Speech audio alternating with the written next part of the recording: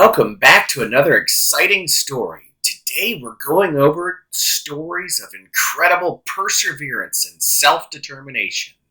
And we go through the story of Dr. Jerri Nielsen. Dr. Nielsen was born in a small rural town called Salem, Ohio, outside of Youngstown. She later graduated from the University of Toledo Medical School as an emergency medical physician. Dr. Nielsen's story begins in 1999 when she took a stint at the research station in Antarctica. Dr. Nielsen served as not only the medical doctor, but also the dentist and nurse and caretaker for all of the scientists that were stationed there. Unfortunately, her story took a dark turn when one day she noticed a lump forming in her breast. This was during a period of 6 months' time at the Antarctic Research Station. Planes, boats, and nothing else can visit for over a period of 6 months where temperatures routinely exceed 76 degrees below zero Fahrenheit. After discovering the lump in her breast, Dr. Nielsen attempted to do a needle biopsy on herself. She sent the photographs of the serum that she'd taken back to the United States, where she began to work with a doctor named Miller from the University of Indiana. Dr. Nielsen's self-performed biopsy really wasn't clear enough, but since they couldn't get to her to land or to evacuate, they quickly formulated a plan with some of the other researchers located at that station.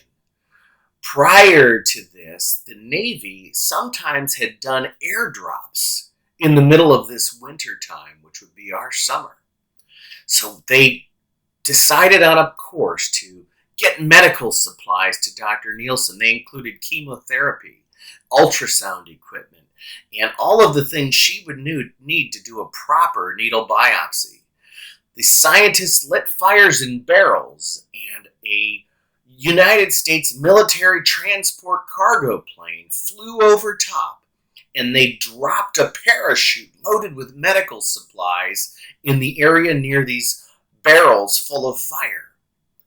The doctor was able to recover all of the supplies along with the equipment, and the only thing that was damaged was the ultrasound device.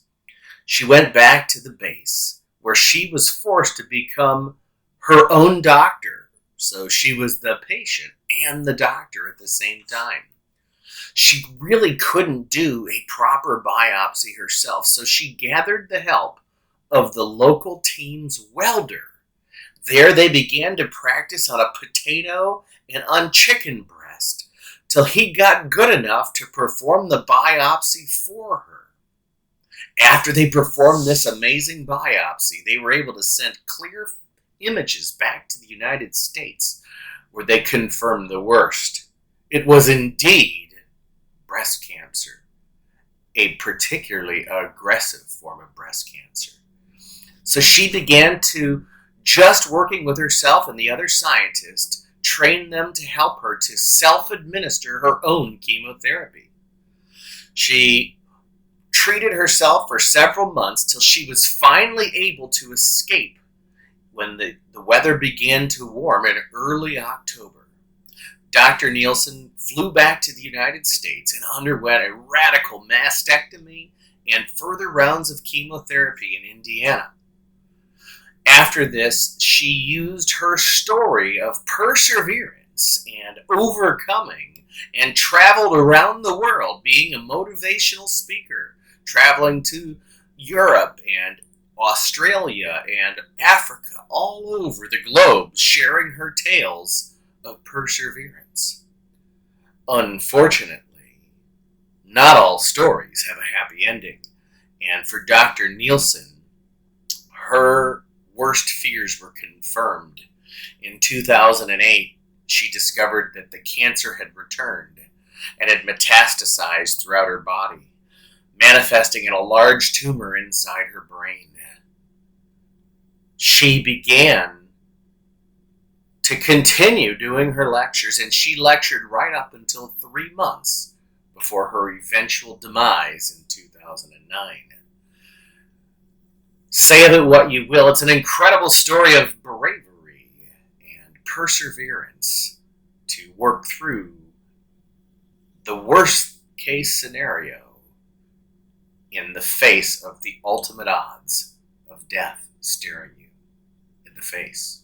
It's still an incredible and amazing tale of perseverance. Leave your comments in the box below, and don't forget to like, share, and subscribe. Hit that notification bell so you don't miss any of our new videos.